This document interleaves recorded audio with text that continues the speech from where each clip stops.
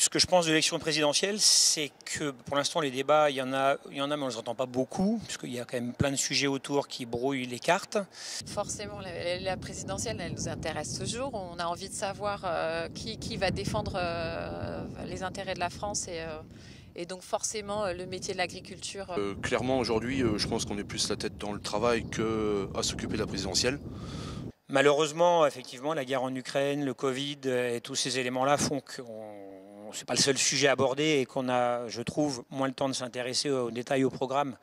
Et encore que nous, l'Ukraine, on en parle tous les jours dans nos exploitations agricoles. La guerre va nous toucher de plus en plus. On s'aperçoit que géographiquement, on n'est pas si loin que ça.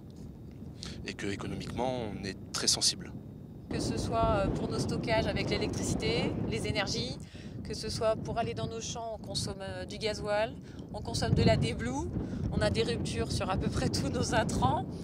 Quand on est en conventionnel sur nos produits phytosanitaires, on nous annonce des ruptures à l'automne.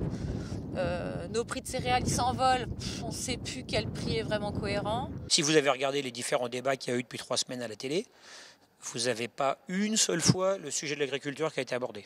Aujourd'hui, je pense qu'eux, ils ont vraiment d'autres chats à fouetter.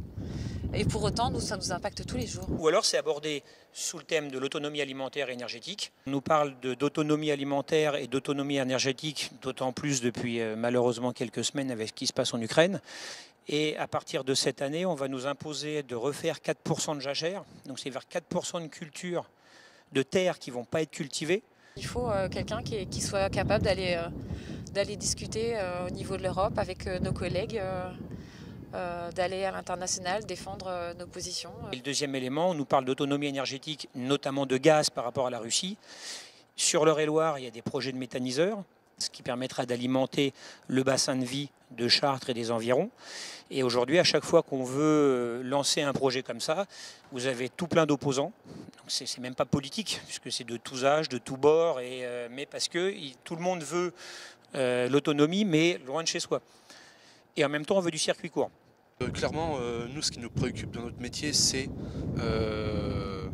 la partie européenne, donc la partie PAC. On nous impose, nous, en France et en Europe, mais surtout en France, encore plus qu'en Europe, une réglementation. Et on a les mêmes produits en face de nous qui arrivent de l'extérieur, qui n'ont pas ces mêmes contraintes. Il y a des règles sur les dates de déchômage, les dates de labour, les utilisations de produits phytosanitaires, les dates de semis, la quantité d'engrais qu'on a le droit de mettre, les quantités d'eau qu'on a le droit de mettre. Soit on accepte d'alléger les contraintes chez nous, soit on accepte de contrôler plus ce qui vient de l'extérieur. C'est assez simple. En fait, il y a eu la désindustrialisation il y a 30 ans et on est en train de faire exactement la même chose avec le monde agricole et donc de rendre notre exploit, notre ferme France absolument plus concurrentielle. Qui ramène de l'homogénéisation et puis on attend aussi d'un candidat qui défende au mieux les intérêts des agriculteurs français. Un autre point que l'on constate dans l'agricole, c'est le problème des emplois. Où aujourd'hui on a un problème de chômage en France et à peu près toutes les fermes qui sont en Eure-et-Loire et qui sont aux alentours ont des problèmes pour recruter des saisonniers et c'est un sujet absolument pas abordé. Nous, l'intérêt de la conversion bio, c'était clairement de développer le circuit court et de sortir des méandres des gros volumes dont on ne fixe pas forcément les prix. Les agriculteurs, quand ils ont utilisé des produits il y a 20, 30 ou 40 ans, et aujourd'hui, on dit ouais, ça a abîmé les sols, ça a pollué les nappes, ça fait tout ça. Ce qu'il faut quand même bien savoir, c'est qu'ils ont utilisé des produits qui étaient autorisés. C'est-à-dire que de la manière dont c'est décrit, on a l'impression qu'ils ont fait des choses interdites. Mais jamais.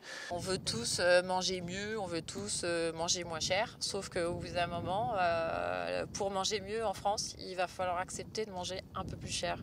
Les agriculteurs n'ont qu'une seule ambition, c'est de pouvoir transmettre, gagner de l'argent évidemment, vivre, mais surtout transmettre leur ferme à leurs enfants, à leurs petits-enfants. Et pour pouvoir le faire, il faut qu'ils aient un sol fertile, il faut qu'ils aient une eau de bonne qualité et ils ont besoin d'avoir un bon climat. Je pense que si on veut changer les choses, on peut le faire. Aujourd'hui, est-ce que c'est la préoccupation pure et dure? J'en suis pas sûr.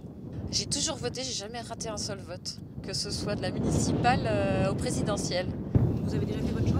Non, mais oui, je voterai, oui. Oui, je vais voter. Après, qu'est-ce qui va me faire mon choix? Principalement quelqu'un qui est capable de défendre la France d'un point de vue international, mais de vraiment le défendre, qui a une sensibilité économique, parce qu'aujourd'hui, l'agriculture doit être considérée comme un acteur économique.